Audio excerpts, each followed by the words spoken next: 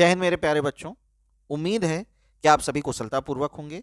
आप सभी का स्वागत है मेरे YouTube चैनल पर। प्रैक्टिकल चार्ट शीट में क्या बनाएं कि अगली और अंतिम कड़ी को लेकर हम आपके सामने आए। पिछले वीडियो में मैंने आपको बोर्ड परीक्षा में आ रहे ऐसे संभावित 8 प्रश्नों के बारे में बताया जिनका इस्तेमाल आप अपनी प्रैक्टिकल चार्ट शीट में भी कर सकते हैं और एग्जामिनर उनसे क्या संभावित प्रश्न पूछ सकते हैं उसके बारे में मैंने आपसे चर्चा की। अब इसी क्रम में मैं आपको ऐसे 8 और प्रश्नों को, संभावित प्रश्नों के बारे में आपसे चर्चा करने जा रहे हैं जिनका उपयोग आप अपने प्रैक्टिकल चार्ट शीट में कर सकते हैं और ये क्वेश्चन आपके बोर्ड एग्जामिनेशन के मुख्य पेपर यानी मेन पेपर में भी आ सकते हैं। तो एग्जामिनर कौन से प्रश्न आपसे पूछेगा उसका एक संभावित प्रारूप उसी चित्र के साथ आपसे बताया गया है। तो इस कड़ी में आगे बढ़ते हैं, पर आप सभी से रिक्वेस्ट है कि वीडियो को देखते रहें और लाइक और सब्सक्राइब करते रहें, क्योंकि आप लोग वीडियो तो देखते हैं लेकिन उसे ना तो लाइक करते हैं और ना ही सब्सक्राइब। आप ही के लाइक और सब्सक्राइब से ही हमें ऊर्जा मिलती है, अच्छा लगता है और एक साहस प्राप्त होता है नए वीडियो को बनाने का। तो चलिए आगे बढ़ने से पहले वीडियो को लाइक अवश्य कर दें। चलते हैं सबसे पहले क्वेश्चन की ओर, जिसका इस्तेमाल पेपर में भी, मुख्य पेपर में भी आ सकता है और इसके सचित्र, इसके जो चित्र है उसका आप प्रयोग चार्ट में बनाकर मुख्य प्रैक्टिकल परीक्षा में ले जाकर एग्जामिनर के सामने आप जब पोस्टर रखेंगे तो वो उससे संभावित प्रश्नों के बारे में चर्चा करेगा। अब सबसे बड़ी बात है कि सबसे पहले बात तो यही हमारे दिमाग में आता है, क्योंकि हम इस विषय पर चर्चा नहीं किए थे कि हम पोस्टर क्यों बनाएं। कुछ बच्चे सोचते हैं कि हम पोस्टर क्यों बनाएं, क्या हमको ज़रूरत है, या अगर विद्यालय में मॉडल कहा जा रहा है कि मॉडल क्यों बनाएं। तो ये बेटा इसलिए बनवाया जाता है कि एग्जामिनर के सामने जब आप अपना पोस्टर या मॉडल लेकर जाते हैं तो जो एग्जामिनर होता है वो पूरे वृहद आपके पाठ्यक्रम में यानी बड़े करिकुलम में, बड़े सिलेबस में ना पूछकर एक सीमित सिलेबस में, एक सीमित माध्यम में ही आपको वो संकुचित हो जाता है और जो भी आप प्रश्न बना के लेके जाते हैं उसी से संबंधित वो जवाब आपसे चाहता है।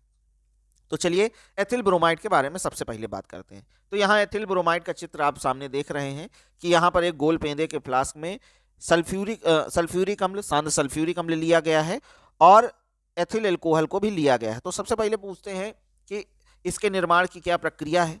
आपसे पूछ सकता है कि एथिल ब्रोमाइड के निर्माण की रासायनिक अभिक्रिया बताइए।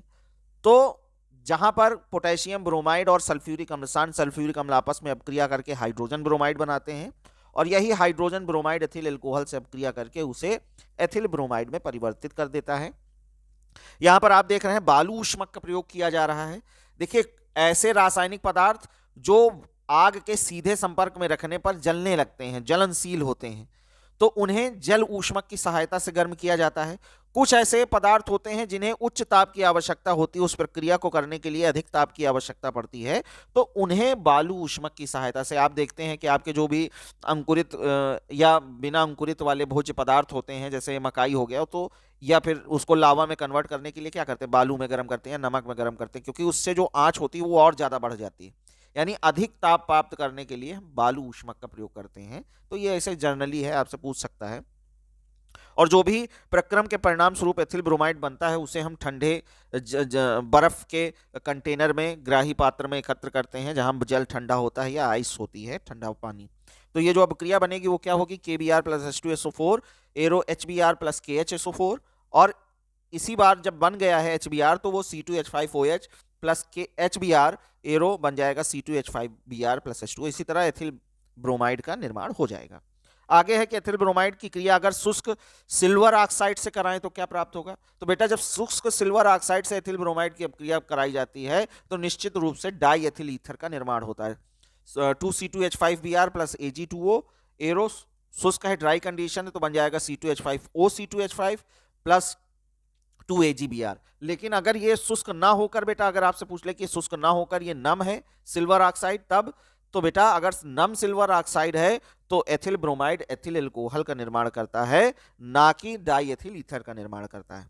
इसी तरह प्रश्न आता है कि अगर आपसे पूछे कि एथिल ब्रोमाइड के एल्कोहलिक पोटेशियम साइनाइड से अभिक्रिया कराएं तब क्या होगा। तो अगर पोटेशियम साइनाइड के साथ एथिल ब्रोमाइड की अभिक्रिया कराई जाती है तो जो उत्पाद प्राप्त होता है वो साइनाइड उत्पाद होता है, एथिल साइनाइड प्राप्त होता है, C2H5Br प्लस KCN एल्कोहलिक माध्यम में बन जाता है C2H5CN प्लस Na या KBr। लेकिन अगर यही सिल्वर साइनाइड से क्रिया कराई जाती तो एथिल आइसोसाइनाइड का निर्माण होता है, C2H5Br प्लस AgCN एल्कोहलिक माध्यम बन जाता है C2H5NC एथिल आइसोसाइनाइड। तो ये याद रखने वाली बात है कि अगर आपसे पूछ रहा है कि पोटेशियम साइनाइड या सोडियम साइनाइड से अब क्रिया करावें एल्कोहलिक माध्यम में तो एथिल साइनाइड का निर्माण होगा, लेकिन सिल्वर के साथ अब क्रिया करावें सिल्वर साइनाइड की तो आपका एथिल आइसोसाइनाइड का फॉर्मेशन होता है। इसी तरह कह रहा है कि एथिल ब्रोमाइड के कम से कम 2 भौतिक गुण बताइए। तो एथिल ब्रोमाइड रंगहीन, सुगंधित, वाष्पशील और जल से भारी द्रव है।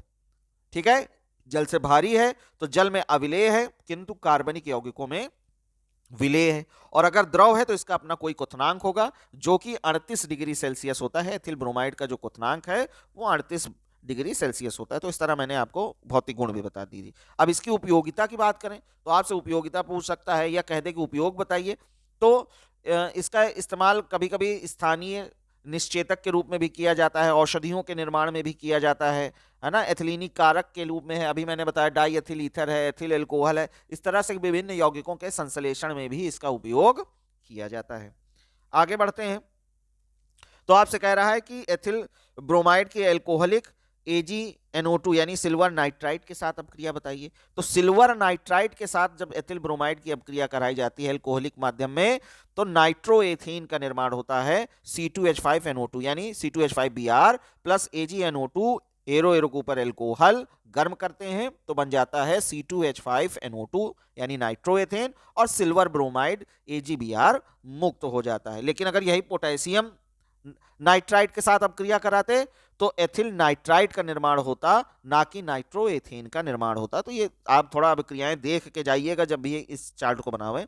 इसी तरह शुष्क ईथर की उपस्थिति में एथिल ब्रोमाइड की मैग्नीशियम धातु से क्रिया कराने पर क्या प्राप्त होता है।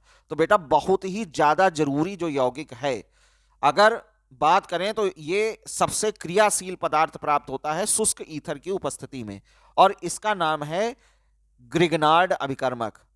विक्टर ग्रिगनार्ड नामक वैज्ञानिक थे, उन्होंने इस यौगिक का निर्माण कराया था जो कि अति क्रियाशील यौगिक है।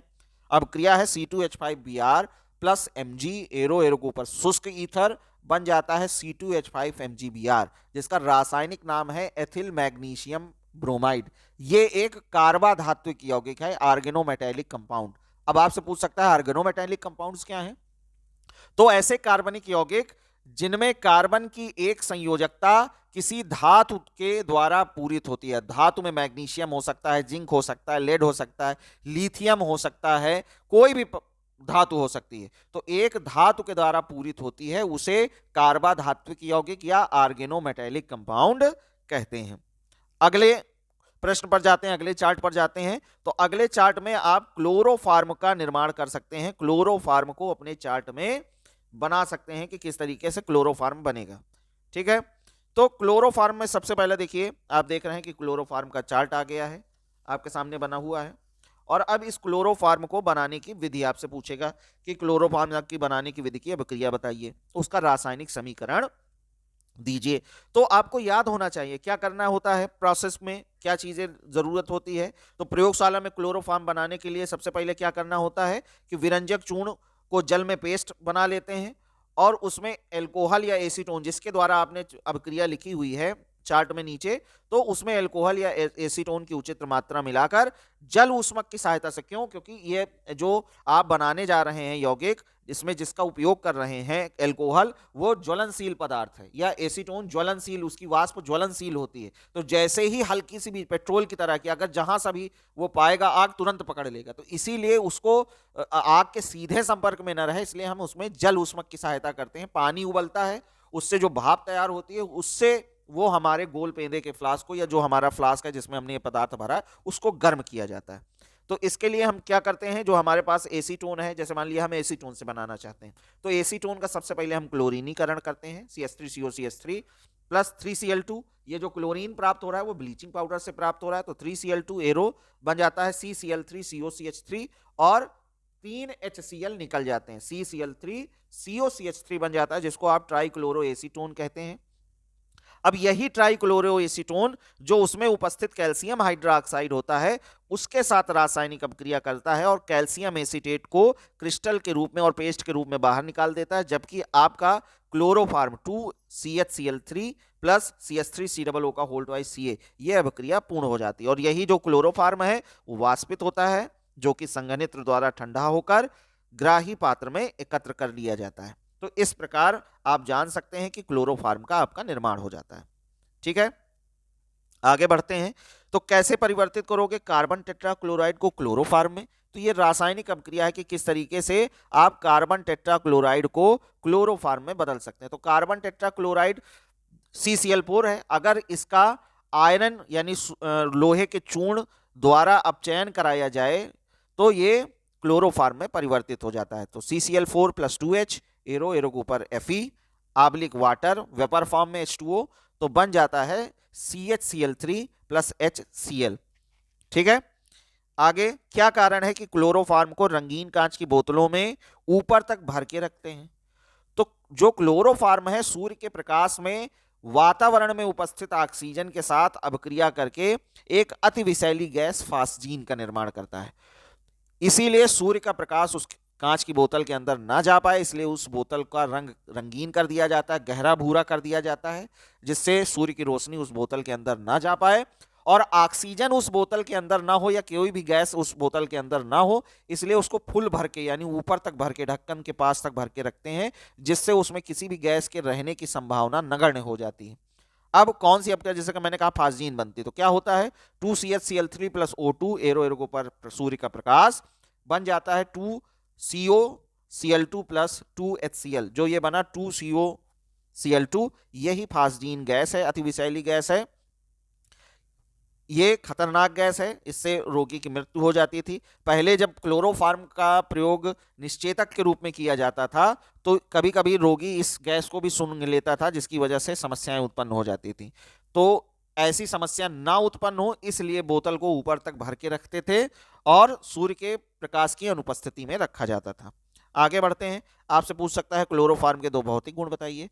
तो जो शुद्ध क्लोरोफार्म होता है वो रंगहीन ईथर जैसी मीठी गंध वाला द्रव होता है जो जल से भारी है और इसका क्वथनांक जो है 61 डिग्री सेल्सियस होता है, जल में अघुलनशील है, जबकि कार्बनिक विलायकों जैसे ईथर हो गया, आपका एल्कोहल हो गया, उसमें आसानी से घुल जाता है। क्लोरोफार्म की खोज किसने की थी? अब ये भी एक प्रश्न है कि क्लोरोफार्म की खोज, क्योंकि आपने पढ़ा है तो आपको बताना पड़ेगा। तो क्लोरोफार्म की जो खोज है 1831 में लिविंग और सुबिरन नामक वैज्ञानिक ने की थी, लेकिन जो क्लोरोफार्म शब्द है उसका सर्वप्रथम उपयोग ड्यूमस द्वारा किया गया था और निश्चेतक के रूप में सिम्पसन नामक वैज्ञानिक ने बताया था कि क्लोरोफार्म एक निश्चेतक का भी कार्य कर सकता है, इसके बारे में सिम्पसन ने बताया था। आगे बढ़ते हैं, इसमें जो होने वाली हैलोफार्म अभिक्रिया है, रायमन टीमन अभिक्रिया है या कार्बिल अमीन अभिक्रिया है, इसके बारे में आपसे पूछ सकता है कि हैलोफार्म अभिक्रिया क्या है, बताइए किस प्रकार होती है। तो बेटा इन सब के हमने सेपरेट वीडियो बना दिए हैं इंपॉर्टेंट अभिक्रियाओं के, उसको आप देख लीजिए, उसमें अच्छे से पूरा इसका डिटेल डिस्क्रिप्शन है, क्योंकि अगर हम ज़्यादा समय लेंगे तो वीडियो लंबा हो जाएगा।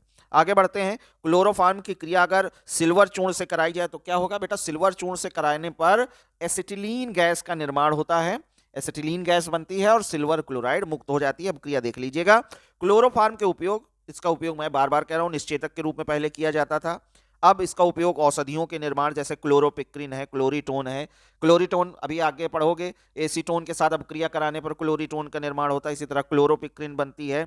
इसका उपयोग विलायक के रूप में करते हैं, कई सारी मोम है, वसा है या प्लास्टिक्स हैं और रबड़ हैं, इनको घोलने के लिए या आयोडीन को घोलने के लिए क्लोरोफार्म का उपयोग किया जाता है। अगला क्वेश्चन है बेटा, लकड़ी के भंजक आसवन से जो पायरोलिग्नियस अम्ल बनता है उससे मेथिल अल्कोहल को प्राप्त करना। तो पहले हम जो चित्र देख रहे हैं ये लकड़ी का भंजक आसवन हो रहा है लोहे के रिटार्ड में, उससे जो काला द्रव निकल के एकत्र हो रहा है वो कोल तार है और उसके ऊपर जो पदार्थ एकत्र हो रहा है उसको पायरोलिग्नियस अम्ल कहते हैं। तो इस प्रक्रिया में जब आप भंजक आसवन करते हैं लकड़ी का तो आपको कई अलग अलग पदार्थ प्राप्त होते हैं, जैसे कास्ट गैस यानी वुड गैस मिलता है, पायरोलिग्नियस एसिड मिलता है, इसी तरह वुड तार मिलता है और वुड चारकोल मिलता है। तो ये 4 अलग अलग भाग प्राप्त होते हैं। तो आप इससे पूछ सकता है कि लकड़ी का भंजक आसवन किन परिस्थितियों में होता है? तो लोहे के रिटार्ड में वायु की अनुपस्थिति में 400 से 500 डिग्री सेल्सियस ताप पर जब लकड़ी को गर्म किया जाता है तो उसके परिणाम स्वरूप 4 अलग अलग पदार्थ प्राप्त होते हैं, वुड गैस, पायरोलिग्नियस एसिड, वुड तार और वुड चारकोल। तो ये परिस्थितियां होती हैं, उनसे ये पदार्थ प्राप्त होते हैं। क्या प्राप्त होता है मैंने अभी बता दिया कि वुड गैस में आपसे पूछ सकता है कौन सी गैस? तो carbon monoxide, carbon dioxide, methane, ethane, acetylene, इस तरीके की गैसें, नाइट्रोजन गैस आपको प्राप्त होती हैं। जबकि पायरोलिग्नियस अम्ल में एस्टिक एसिड 9 से 10%, मेथिल एल्कोहल 2 से 2.5%, एसीटोन 0.1 से 0.5% और जो भी बचा वो जल होता है। ठीक है, किस प्रकार आप पायरोलिग्नियस अम्ल से मेथिल एल्कोहल प्राप्त करेंगे? तो बेटा सबसे पहले तो पायरोलिग्नियस अम्ल को खूब गर्म करते हैं तो ज्यादातर उसकी जो वाष्प है वो वाष्प में बदल जाती है, पानी जो है वाष्प में बदल जाता है। उसके बाद उसमें मिलाते हैं चूना का पानी। चूने के पानी को जो जैसे ही मिलाते हैं तो उसमें जो एस्टिक एसिड होता है वो कैल्शियम एसीटेट के रूप में परिवर्तित हो जाता है, जिसे अलग कर लिया जाता है। अब इसके जो बचा हुआ भाग है उसमें फिर से बिना बुझा हुआ चूना हम मिलाते हैं तो कैल्शियम हाइड्रोक्साइड बन जाता है। और जो शेष चीजें होती हैं जो मेथिल एल्कोहल है वो और एसीटोन, वही केवल आगे प्रोसेस में जाता है। जो पानी होता है वो बिना बुझा चूने के साथ अभिक्रिया करके कैल्शियम हाइड्रोक्साइड में परिवर्तित हो जाता है। अब जब आपको मेथिल एल्कोहल और एसीटोन का मिश्रण मिल गया है तो इसका करते हैं प्रभाजी आसवन। तो सबसे पहले जब हम गर्म करना चालू करते हैं तो सबसे पहले हमको 56 डिग्री सेल्सियस ताप पर एसीटोन प्राप्त होता है और फिर जब ये एसीटोन उस पूरे माध्यम से निकल जाता है गर्म करने के पश्चात प्रभाजी आसवन के, तो फिर ताप धीरे धीरे बढ़ने लगता है थर्मामीटर का और 64.7 डिग्री सेल्सियस पर मेथिल एल्कोहल प्राप्त होने लगता है। तब तक हम गर्म करते हैं जब तक हमें मेथिल एल्कोहल प्राप्त होता रहता है। प्रभाजी आसवन विधि द्वारा 74.7 डिग्री सेल्सियस पर मेथिल एल्कोहल को प्राप्त किया जाता है। ये आप अपने एग्जामिनर को बताएंगे।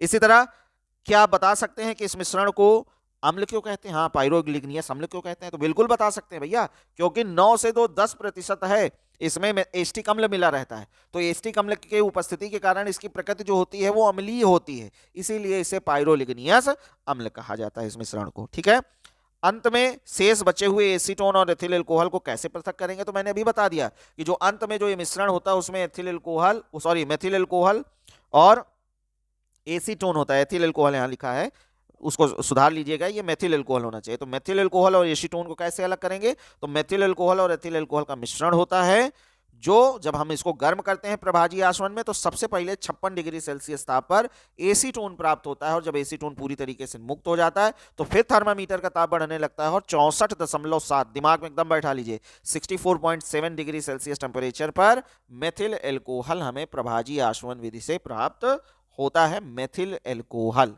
क्योंकि ये विधि मेथिल एल्कोहल की है। ठीक है, आगे बढ़ते हैं। जब पायरोलिग्नियस अम्ल की वाष्प को चूने के पानी पर मिलाते हैं तो क्या होता है? तो मैंने बता दिया था पहले कि चूने के पानी में जब एस्टिक अम्ल, क्योंकि एस्टिक अम्ल है उसमें आप डालेंगे तो कैल्शियम एसीटेट का फॉर्मेशन हो जाएगा, कैल्शियम एसीटेट का निर्माण हो जाता है। ठीक है, आगे बढ़ते हैं अगले क्वेश्चन की ओर। अगला क्वेश्चन है जिसका इस्तेमाल आप अपनी चार्ट शीट पर बना सकते हैं, वो है डाई एथिल ईथर। पेपर में भी आ सकता है, बहुत अच्छे क्वेश्चन आते हैं इससे, और इसका इस्तेमाल आप अपनी चार्ट शीट में बनाकर अच्छे नंबर प्राप्त कर सकते हैं प्रैक्टिकल की वाइवा से। तो चित्र आपके सामने बना ही हुआ है। अब बात करते हैं कि इसमें डाई एथिल ईथर के सूत्र क्या है। तो डाई एथिल ईथर का सूत्र तो एकदम आपको याद ही होना चाहिए भैया, C2H5O C2H5। इसमें प्रयोगशाला में किस विधि पर ताप पर यह अभिक्रिया होती है? तो बेटा कम ताप पर यह अभिक्रिया होती है। डाई एथिल ईथर के निर्माण के लिए एथिल एल्कोहल को सांद्र सल्फ्यूरिक अम्ल की उपस्थिति में 140 डिग्री सेल्सियस पर गर्म किया जाता है।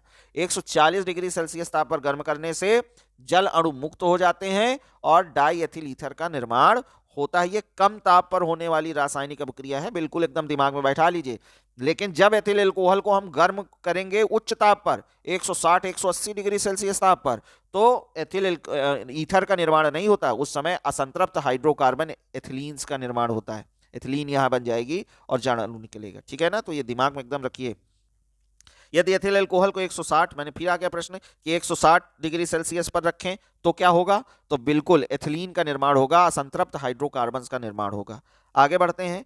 अब आपसे प्रश्न पूछ सकता है, बहुत इंपॉर्टेंट है, विलियम संश्लेषण विधि को जानते हैं, विलियम संश्लेषण को जानते हैं? तो जी हाँ, बिल्कुल जानते हैं विलियम संश्लेषण को।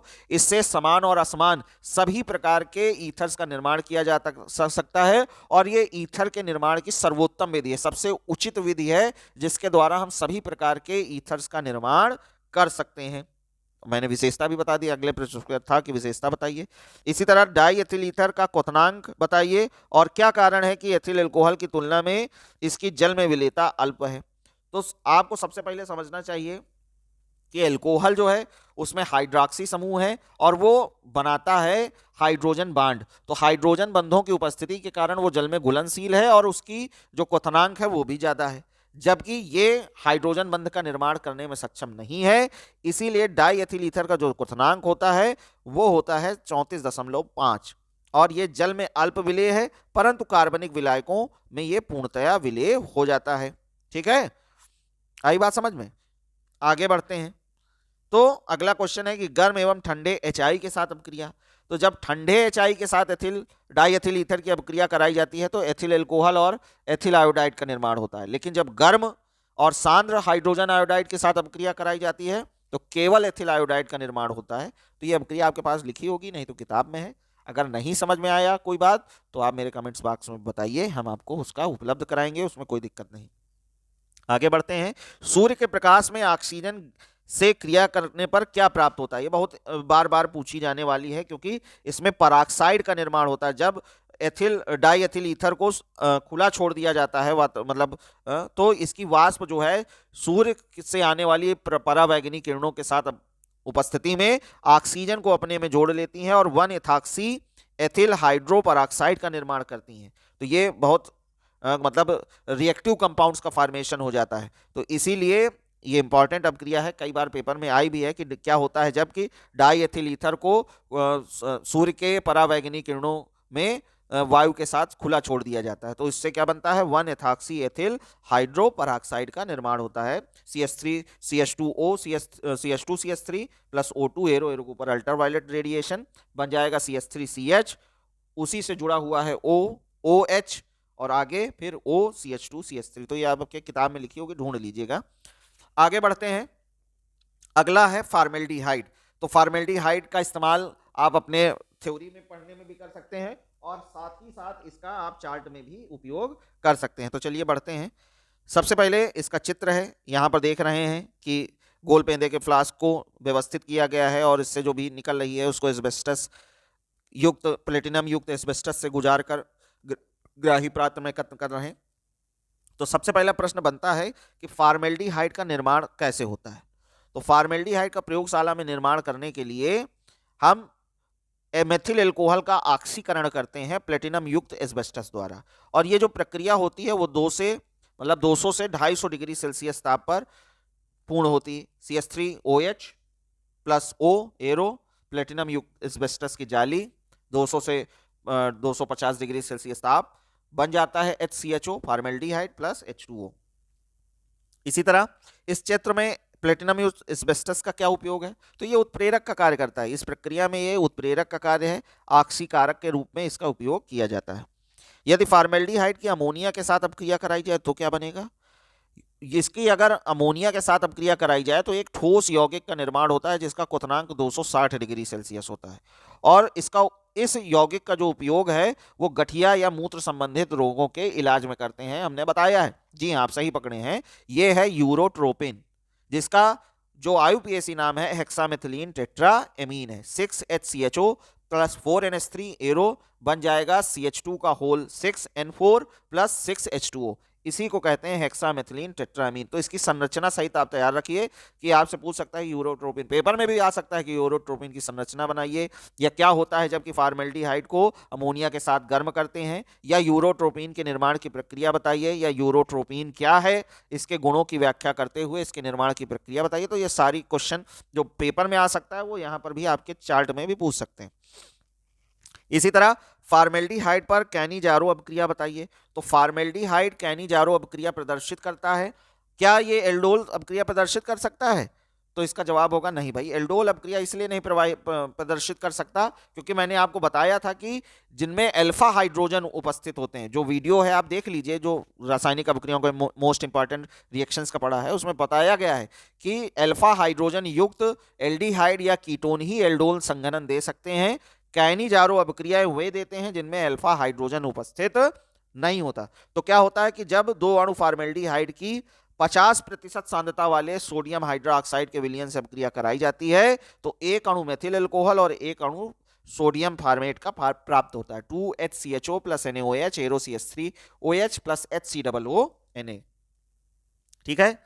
अब जैसा ही इसमें कह रहा है यदि तनु NaOH की उपस्थिति में फॉर्मेल्डिहाइड को फिनाल के साथ गर्म किया जाए, तो तनु NaOH की उपस्थिति में जब फिनाल को फॉर्मेल्डिहाइड के साथ गर्म किया जाता है तो एक विशेष प्रकार के कुचालक पदार्थ का निर्माण होता है जो थर्मोसेटिंग प्लास्टिक होता है। थर्मोसेटिंग प्लास्टिक ऐसे प्लास्टिक होते हैं जिन्हें गर्म करने पर वो अधिक दृढ़ हो जाते हैं, मुलायम नहीं होते। जैसे हम घर में प्लास्टिक जलाते हैं, गर्म करते हैं तो क्या होता है, आपका पेन जो है इस्तेमाल करते हैं उसको जब आप गर्म करते हैं तो कुछ पेन होते हैं जो मुलायम हो जाते हैं, जबकि कुछ पेन जो होते हैं वो कड़े हो जाते हैं और वो मुड़ते नहीं। तो जो कड़े हो जाते हैं, रेडियो के खोल हो सकता है, टीवी का खोल हो सकता है, रिमोट का खोल हो सकता है, जिसे गर्म करने पर वो और कड़ा हो जाता है, वो कहलाता है थर्मोसेटिंग प्लास्टिक, ताप दृढ़ प्लास्टिक। और इस प्रक्रिया में जो ये पूछ रहा है कि फॉर्मेल्डिहाइड जब फिनाल के साथ तनु NaOH की उपस्थिति में गर्म करता है तो कौन सा प्लास्टिक बनाता है, तो ताप दृढ़ प्लास्टिक बनाता है जिसका नाम होता है बैकेलाइट। याद रखिए, बैकेलाइट नामक थर्मोसेटिंग प्लास्टिक का निर्माण होता है जिसका उपयोग बिजली के प्लग बनाने में, स्विच बनाने में, सब में किया जाता है। ये विद्युत का कुचालक होता है। इसी तरह फॉर्मेल्डिहाइड का रिमिनी परीक्षण बताइए। ये बहुत जबरदस्त चीज है, पेपर में आ सकती है रिमिनी परीक्षण। तो इसमें क्या होता है कि फॉर्मेल्डिहाइड के तनु विलयन में थोड़ा phenyl hydrazine hydrochloride, phenyl hydrazine और हाइड्रोक्लोराइड विलयन मिलाते हैं और उसके बाद उसमें थोड़ा सा नाइट्रोपुसाइड विलयन डाल देते हैं। लिख लीजिए कहीं पर कि फॉर्मेल्डिहाइड के तनु विलयन में 1% सांद्रता का फेनिल हाइड्रोजीन हाइड्रोक्लोराइड विलयन और सोडियम नाइट्रोपुसाइड विलयन डालते हैं और कास्टिक विलयन द्वारा धीरे धीरे रंग में परिवर्तन होने लगता है और पहले आपको यह रंग नीला मिलेगा, फिर थोड़ी देर छोड़ देने पर यह रंग हरा हो जाएगा, फिर ये रंग भूरा हो जाएगा और सबसे अंत में लाल रंग का विलयन प्राप्त होता है। ये रंग होता है नीला, हरा, भूरा और लाल। ये पूरा प्रक्रम है कि जैसे जैसे आप इसमें पदार्थ मिलाकर छोड़ देंगे, सबसे पहले रंग होगा नीला जो कन्वर्ट होगा हरे में, फिर वो भूरे में और लास्ट में लाल। तो इससे ये पता चलता है कि जो पदार्थ है, दिया गया पदार्थ फॉर्मेल्डिहाइड है और इस परीक्षण को कहते हैं रिमिनी परीक्षण। याद रखिएगा, याद रखिएगा। उसके बाद आगे बढ़ते हैं। यदि प्रश्न है कि यदि अम्लीय माध्यम में फॉर्मेल्डिहाइड को यूरिया के साथ गर्म किया जाए तो क्या बनेगा। तो जब फॉर्मेल्डिहाइड को यूरिया के साथ गर्म करते हैं तो एक विशेष प्रकार का रेजिन यानी प्लास्टिक बनता है जिसको फॉर्मेल्डिहाइड यूरिया रेजिन या प्लास्टिक कहते हैं। इसका उपयोग कप है, प्लेट है, ग्लास है, ट्रे है आदि बनाने के लिए किया जाता है। आगे बढ़ते हैं। अगला है आपका टॉपिक एसीटोन। इस एसीटोन के चित्र को आप अपने चार्ट में बनाइए और इससे रिलेटेड जो भी क्वेश्चंस हैं उनको तैयार कर लीजिए, तो ये पेपर में भी काम आते हैं और आपके बोर्ड परीक्षा के मुख्य पेपर में भी काम आएंगे और आपके प्रैक्टिकल एग्जाम में। सबसे पहला प्रश्न है कि एसीटोन के निर्माण की रासायनिक अपक्रिया बताइए। एग्जामिनर आपसे तुरंत पूछेगा जैसे ही आप उसको दिखाओगे, तो आप क्या बनाएंगे, कैसे बताएंगे कि एसीटोन का कैसे हमने निर्माण किया। एसीटोन को बनाने के लिए प्रयोगशाला में कैल्शियम एसीटेट CH3COO का होल ट्वाइस Ca उसको तेजी से गर्म किया जाता है। गर्म करने पर वो एसीटोन में परिवर्तित हो जाता है और कैल्शियम कार्बोनेट मुक्त हो जाता है। CH3COO का whole twice Ca arrow arrow के ऊपर गर्म करते हैं तो बन जाएगा CH3COCH3 plus CaCO3 calcium carbonate मुक्त हो जाता है और इसको जो वाष्प उड़ रही है इसको संघनित्र से ठंडा करके हम ग्राही पात्र में एकत्र कर लेते हैं। चलिए आगे बढ़ते हैं। एसिटिलीन से एसीटोन के निर्माण की प्रक्रिया संभव है। तो एसिटिलीन यानी CH3 ट्रिपल बॉन्ड CH3, इससे क्या एसीटोन का निर्माण किया जा सकता है। तो आपको देखना पड़ेगा कि क्या एसिटिलीन से कोई निर्माण की प्रक्रिया दी है। जी हाँ, ये जो औद्योगिक प्रक्रिया होती है, औद्योगिक निर्माण, ये एसिटिलीन ही के द्वारा एसीटोन का किया जाता है। तो जब दो अणु एसिटिलीन को जल के साथ जिंक ऑक्साइड की उपस्थिति में 400 डिग्री सेल्सियस ताप पर गर्म करते हैं तो एसीटोन का निर्माण हो जाता है। 2CH triple bond CH plus 3H2O arrow arrow के ऊपर ZNO नीचे 400 डिग्री सेल्सियस ताप, बन जाएगा CH3COCH3, साथ में निकल जाएगी हाइड्रोजन गैस 2H2 और कार्बन डाइऑक्साइड गैस CO2। तो ये निर्माण की औद्योगिक प्रक्रम है। इसी प्रकार आपसे पूछ सकता है कि एसीटोन के दो भौतिक गुण बताइए। तो एसीटोन की जो गंध होती है वो मीठी होती है, रुचिकर होती है, और इसकी वाष्पशील, ज्वलनशील, वाष्पशील होती, मैंने पहले ही बताया था इसके कुछ वीडियो पहले जहां बना रहे थे, तो उसमें बताया है मैंने कि जल ऊष्मक और वायु ऊष्मक में मैंने बताया था कि ये ज्वलनशील होते हैं, तेजी से आग पकड़ लेते हैं, है ना। और इनका क्वथनांक जो है 56 डिग्री सेल्सियस होता है। जल, एल्कोहल और ईथर में पूर्णतया मिश्रित है। बिल्कुल, देखिए आ भी गया इसमें कि एसीटोन की जल, एल्कोहल और ईथर में विलेयता बताइए। तो ये तीनों में घुल जाता है। ये एक ऐसा आपका कार्बनिक पदार्थ है जो तीनों में घुलनशील है, अच्छे से घुल जाता है। एसीटोन की क्लोरोफार्म से क्रिया कराने पर क्या प्राप्त होता है? तो क्लोरोफार्म में मैंने बताया था क्लोरीटोन का निर्माण होता है, ये औषधि के लिए इस्तेमाल किया जाता है। तो यहां पर क्लोरीटोन का निर्माण होता है। किताब में अपक्रिया दी है, अब देख लीजिएगा। क्या एसीटोन एल्डोल संघनन अपक्रिया देता है? तो वे सभी यौगिक जिनमें अल्फा हाइड्रोजन पाया जाता है वो निश्चित रूप से एल्डोल संघनन देते हैं। और इस संरचना में जो एसीटोन है CH3COCH3, इसमें अल्फा हाइड्रोजनों की संख्या बेटा 3 + 3 बराबर कितनी है? 6। तो टोटल 6 अल्फा हाइड्रोजन है, इसलिए ये तो जरूर से जरूर एल्डोल संघनन देने के लिए सक्षम है। और एल्डोल संघनन है, कैनिजारो है, बेंजोइन है, इन सबको पढ़ने के लिए मैंने मोस्ट इंपॉर्टेंट रिएक्शंस का जो वीडियो बनाया है उसको आप देखिए। उसमें बहुत अच्छे और डिटेल डिस्क्रिप्शन के साथ याद करने की ट्रिक्स भी हैं, आप उसको याद भी कर सकते हैं। आगे बढ़ते हैं कि एसीटोन की उपयोगिता क्या है। तो एसीटोन का उपयोग विलायक के रूप में करते हैं, प्रयोगशाला में क्लोरोफार्म के निर्माण के लिए भी किया जाता है, और क्लोरोफार्म के साथ इसकी अभिक्रिया कराकर क्लोरीटोन नामक औषधि का निर्माण किया जाता है। इसी तरह कई और दूसरे रासायनिक पदार्थों का निर्माण इसके द्वारा संभव है। और जो परफ्यूम्स बनती हैं उनको डिजॉल्व किया जाता है इसी एसीटोन में। जो हमारे पेन होते हैं, जो मार्कर पेन इस्तेमाल होते हैं, उनमें जो इंक डिजॉल्व की जाती है उसमें जो होता है उसमें भी एसीटोन होता है। तो इस तरीके से एसीटोन का बहुत इंडस्ट्रियल यूज है, बहुत सारा औद्योगिक उपयोग है। आगे बढ़ते हैं। अगला है हमारा एस्टिक अम्ल, सिरका, खाने वाला जो सिरका है उसके निर्माण की व्यापारिक विधि पूछ रहे हैं, इंडस्ट्रियल प्रिपरेशन। तो इसके लिए हम सिरका विधि का इस्तेमाल करते हैं, जो क्विक विनेगर प्रोसेस है। इससे जो है जल्दी बन जाता है। इससे सिरका जो होता है उसको बनने के लिए 2 से 3 महीने लगते हैं, लेकिन इस विधि द्वारा 6 से 7 दिन के अंदर ही हमारा जो सिरका है, विनेगर है, वो आसानी से बन जाता है। तो सबसे पहले पूछता है कि एस्टिक निर्माण की विधि क्या है। तो एक हम बड़े से बॉक्स में, जिसमें कई सारे खंड हैं आप देख रहे हैं, उसमें ऊपर से 6 से 10% जो उसमें जो पात्र है उसके अंदर हम ऊपर से 15% या 6 से 10% अलग अलग प्रतिशतता का हम उसमें एथिल एल्कोहल विलयन डालते हैं। उसमें देखिए 10 से 12% लिखा है, तो अलग अलग प्रतिशतता का उसमें हो सकता है, लेकिन 15% से अधिक नहीं होना चाहिए। तो एथिल एल्कोहल का विलयन ऊपर से डाला जाता है। इस पात्र के अंदर पहले से ही लकड़ी की छीलन भरी होती है जो पुराने सिरके से डूबी हुई होती है, और पुराने सिरके से इसको जब गीला कर लिया जाता है तो उसमें जीवाणु जो हैं वो उत्पन्न हो जाते हैं। जीवाणु, विषाणु नहीं, वायरस नहीं, बैक्टीरिया, जीवाणु उत्पन्न हो जाते हैं, जिससे इनकी क्रियाशीलता बढ़ जाती है। और ये जो जीवाणु होते हैं उनका नाम होता है माइकोडर्मिना एसिटी। ये जो जीवाणु होते हैं उनकी वजह से किण्वन की प्रक्रिया आसानी से होती है और हमारा सिरका प्राप्त हो जाता है। पूरे चित्र बनाए तो अब देखो इसमें पूछ रहा है किस जीवाणु की उपस्थिति होती है। तो माइक्रोडर्मिका एसिटी नामक जीवाणु जो होता है वो इसमें पाया जाता है, जिसके किण्वन प्रोसेस से एल्कोहल को एसिटिक अम्ल में परिवर्तित करते हैं। तो माइक्रोडर्मिका एसिटी का भोज्य किन रासायनों के प्रयोग होता है? तो इसमें जो इसका भोज्य है वो एल्युमिनियम सल्फेट या एल्युमिनियम फास्फेट हम मिलाते हैं एथिल एल्कोहल के साथ। तो उसका उपयोग ये जो जीवाणु हैं अपने भोज्य पदार्थ के रूप में करते हैं। प्रयोगशाला में कार्बोक्सिलिक समूह के परीक्षण की अभिक्रिया बताइए। तो प्रयोगशाला में हो या घर में हो, कहीं पर भी अगर आपको चेक करना है कि इसमें कार्बोक्सिलिक समूह है, तो खाने का सिरका जैसे ही आप उसमें मिलाएंगे तेजी से कार्बन डाइऑक्साइड गैस बुलबुलों के रूप में निकलती हुई दिखाई देती है, जिसको सिद्ध करती है कि यहाँ पर कार्बोक्सिलिक समूह उपस्थित है। अब इसकी अभिक्रिया भी लिख सकते हैं आप चाहें तो CH3COOH प्लस NaHCO3 बन जाएगा CH3COONA plus CO2 plus H2O। ठीक है, आगे बढ़ते हैं। सिम्ट अभिक्रिया पर टिप्पणी कीजिए।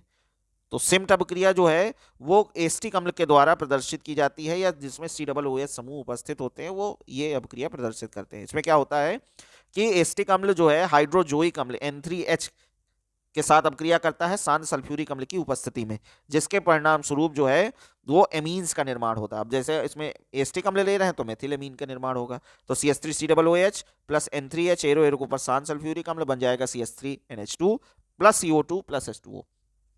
ठीक है, आगे बढ़ते हैं। आगे आपसे पूछा जाएगा कि क्या होता है जबकि एस्टिक अम्ल की फास्फोरस पेंटाऑक्साइड के साथ अपक्रिया कराते हैं या इसका निर्जलीकरण कराते हैं। तो जब भी एस्टिक अम्ल का निर्जलीकरण कराया जाता है फास्फोरस पेंटाऑक्साइड द्वारा, तो एक विशेष यौगिक एसिटिक एनहाइड्राइड का निर्माण होता है, जल अणु निकल जाते हैं और एस्टिक एनहाइड्राइड का निर्माण हो जाता है। इसी तरह एस्टिक अम्ल की उपयोगिता, तो ये तो कोई ढकी छुपी बात नहीं, आप इसको सिरके की तरह घर पे भोज्य पदार्थों में इस्तेमाल करते हैं, जो चाउमीन है और जो भी इस तरीके के भोज्य पदार्थ हैं जहाँ खट्टे की ज़रूरत है वहाँ पर इसका इस्तेमाल किया जाता है। इसी तरह कागज उद्योग, रंग और रेशम उद्योग में इसका उपयोग करते हैं, विभिन्न रासायनिक अपक्रियाओं में इसका उपयोग किया जाता है और कई सारे यौगिक भी इसके द्वारा बनाए जाते हैं। एसीटोन का निर्माण किया जाता है, एसीटेट लवण बनाए जाते हैं, तो इसके द्वारा एस्टिक अम्ल का इस्तेमाल किया जाता है। आगे है जो लास्ट है जिसका इस्तेमाल आप पढ़ना है, एथिलेमीन आप अपने पोस्टर में बना सकते हैं। एथिलेमीन के निर्माण के लिए आपकी प्रक्रिया आपको दी है। सबसे पहले तो पूछते हैं कि एथिलेमीन के निर्माण की विधि को किस अन्य नाम से जाना जाता है, तो इसे हाफमैन ब्रोमाइड अपक्रिया के नाम से जाना जाता है। उसकी जो रासायनिक अपक्रिया है उसमें प्रोपेनामाइड की अपक्रिया ब्रोमीन तथा पोटेशियम हाइड्रोक्साइड से कराने पर एथिलेमीन प्राप्त हो जाता है। C2H5CONH2 plus Br2 plus 4KOH बन जाता है C2H5NH2 plus 2KBr plus K2CO3 plus 2H2O। तो ये जो हाफमैन ब्रोमाइड अपक्रिया है यही एथिलेमीन के निर्माण की बेटा प्रयोगशाला विधि है। एथिलीन से एथिलेमीन के निर्माण की प्रक्रिया दीजिए, तो एथिलीन से एथिलेमीन के निर्माण की प्रक्रिया बेटा कहीं ना कहीं औद्योगिक निर्माण की प्रक्रिया के अंतर्गत आपसे पूछा जाएगा, क्योंकि औद्योगिक इस तरीके की जो कामर्स होती हैं उनमें औद्योगिक निर्माण होता है, ये आसानी से प्राप्त हो जाती हैं। तो क्या होता है कि एथिलेमीन की अपक्रिया अमोनिया से कोबाल्ट उत्प्रेरक की उपस्थिति में लगभग 400 डिग्री सेल्सियस ताप पर कराई जाती है, तो एथिलेमीन सीधे डायरेक्टली युग्मन हो जाता है, डायरेक्टली जुड़ जाते हैं, योगात्मक अपक्रिया के परिणाम स्वरूप एथिलेमीन का निर्माण हो जाता है। ठीक है, तो क्या होता है अपक्रिया, CH2 double bond CH2 plus NH3 arrow arrow के ऊपर CO, नीचे लगभग 400 डिग्री सेल्सियस ताप बन जाएगा CH3CH2 NH2 यानी C2H5NH2। ठीक है, आगे बढ़ते हैं। एथिलेमीन के भौतिक गुण बताइए, तो एथिलेमीन आपसे पूछ सकता है एग्जाम में, भौतिक गुण बताइए, तो आप बता सकते हैं एथिलेमीन रंगहीन है, ज्वलनशील मछली जैसी गंध वाला गैस है, इसका जो क्वथनांक होता है वो लगभग 19 डिग्री सेल्सियस होता है और ये जल में आसानी से घुल जाता है बहुत मात्रा में, क्योंकि हाइड्रोजन बंध का निर्माण करता है और इसका जो विलयन है वो क्षारीय प्रकृति का होता है और ये लाल लिटमस को नीला कर देता है। इस तरह के इसके भौतिक गुण हैं।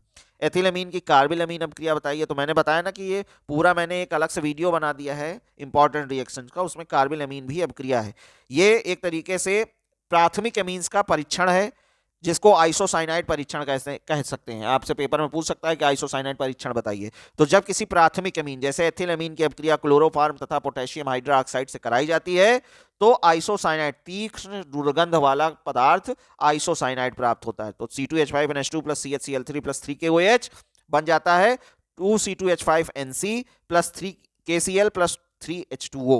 तो यहां जो बना C2H5NC वो आपका तीक्ष्ण दुर्गंध वाला यौगिक है जिसे एथिल आइसोसाइनाइड कहते हैं और ये केवल प्राथमिक एमीन्स, चाहे वो एरोमेटिक हो चाहे वो एलिफैटिक हो, यानी बेंजीन चक्र पाया जाए या बेंजीन चक्र की अनुपस्थिति हो, अगर वहां पर NH2 समूह है, क्रियात्मक समूह NH2 है, तो वो आइसोसाइनाइड परीक्षण जरूर देगा। इसी तरह क्या होता है जब एथिलेमीन एसिटल्डिहाइड के साथ अपक्रिया करता है, बेटा सिर्फ अभिकर्मक का निर्माण करता है। बहुत इंपॉर्टेंट रिएक्शन है कि जब एथिलेमीन यानी प्राथमिक एमीन जो हैं एल्डिहाइडों के साथ अपक्रिया करते हैं तो उसे जो प्रोडक्ट का निर्माण होता है उसे सिर्फ बेस कहते हैं। ठीक है, कोई भी एल्डिहाइड हो, फॉर्मेल्डिहाइड, एस्टेल्डिहाइड, बेंजल्डिहाइड, कोई भी एल्डिहाइड है, अगर वो प्राथमिक एमीन्स जैसे एथिलेमीन्स के साथ अपक्रिया करेगा तो सिर्फ अभिकर्मक यानी सिर्फ बेस का निर्माण करेगा। इसी तरह वैसे एथिलेमीन क्षारीय गुण रखता है परंतु इसकी अम्लीय गुण प्रदर्शित करने वाली अपक्रिया बताइए। क्या जबरदस्त क्वेश्चन है कि है तो ये क्षारीय गुण, आपने अभी पढ़ा कि ये लाल लिटमस को नीला कर देता है, इसका जलीय विलयन, तो है ये क्षारीय, लेकिन इसके एक अम्लीय गुण को प्रदर्शित करने वाली रासायनिक अपक्रिया बताइए। तो बेटा जब एथिलअमीन की सोडियम धातु के साथ अपक्रिया कराई जाती है तो हाइड्रोजन गैस मुक्त होती है, हाइड्रोजन बंध टूटता है, नाइट्रोजन और हाइड्रोजन के बीच जो NH2 में N सिंगल बॉन्ड H बन रहा है वो बंध टूट जाता है और हाइड्रोजन गैस के रूप में निकलती है। तो आपने पढ़ा है कि जो पदार्थ हाइड्रोजन को मुक्त करते हैं वो अम्लीय पदार्थ के रूप में जाने जाते हैं। इसलिए इस प्रक्रिया द्वारा हमें अमीन्स के अम्लीय प्रकृति को प्रदर्शित कर सकते हैं। अगर अपक्रिया आप नहीं ढूंढ पाए हैं तो हम आपको बता रहे हैं 2C2H5NH2 + 2Na एरो बन जाएगा 2C2H5NHNa + H2 यानी हाइड्रोजन गैस मुक्त हो रही है। ये अम्लीय गुण प्रदर्शित करने वाली रासायनिक प्रक्रिया है। लास्ट है कि हाफमैन अमोनीकरण प्रक्रिया से आप क्या समझते हैं। तो हाफमैन अमोनीकरण प्रक्रिया जो है वो एल्किल हैलाइडों यानी ethyl chloride, ethyl bromide, ethyl iodide पर कराई जाती है। और जब एथिल पहले तो सबसे पहले अमोनिया के साथ अमोनीकरण होता है तो एथिलमीन्स का निर्माण होता है और एथिलमीन्स की जब अपक्रिया एथिल क्लोराइड के साथ कराते हैं तो डाई एथिलमीन्स बनता है। फिर अगर एक्सेस में कराते हैं तो ट्राई एथिलमीन बनता है। फिर अगर एक्सेस में कराते हैं तो टेट्रा एथिल अमोनियम क्लोराइड का निर्माण होता है। यानी इस प्रक्रिया द्वारा जो हाफमैन अमोनीकरण प्रक्रिया है इससे आप प्राथमिक, द्वितीयक, तृतीयक और साल्ट का, अमोनियम लवण का भी इस्तेमाल बनाने की विधि के रूप में कर सकते हैं। ये इंपॉर्टेंट है, सभी प्रकार के अमीन्स के निर्माण की विधि है। तो उम्मीद है कि आप लोगों को मेरा यह वीडियो इंफॉर्मेटिव लगा होगा। अगर इंफॉर्मेटिव लगा है आपको ये वीडियो तो अपने दोस्तों के बीच में शेयर कीजिए और इस तरह के वीडियो को प्राप्त करने के लिए मेरे चैनल को सब्सक्राइब कीजिए, बेल आइकन दबाइए और वीडियो को लाइक ज़रूर करते रहें जिससे हमें भी ऊर्जा मिलती रहे। वीडियो के अंत तक बने रहने के लिए आप सभी बच्चों का धन्यवाद।